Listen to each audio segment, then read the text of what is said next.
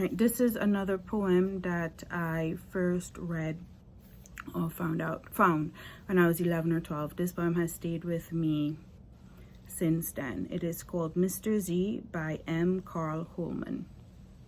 I found it recently, and I'd only remembered one line of the poem, and it's been bothering me for years that I couldn't find it again. I thought it was a figment of my imagination. All right. So here it is. Thought early that his mother's skin was the sign of error. He dressed and spoke the perfect part of honor.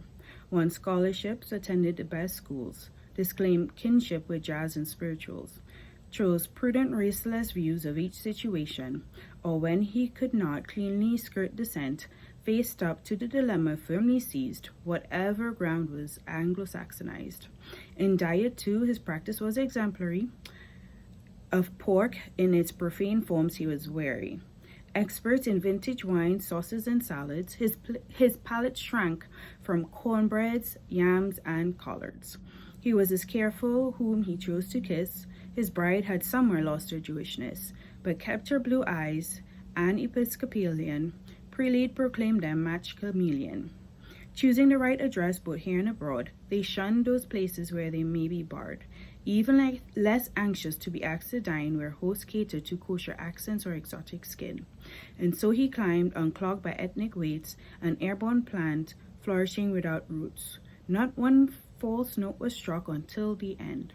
His subtly grieving widow could have flayed the obit writer's ringing crude change on a clumsy phrase.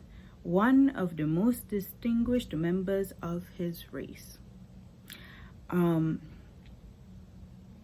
To me, it was impactful and sort of like spoke to the follies of not living with yourself or accepting yourself authentically, and sort of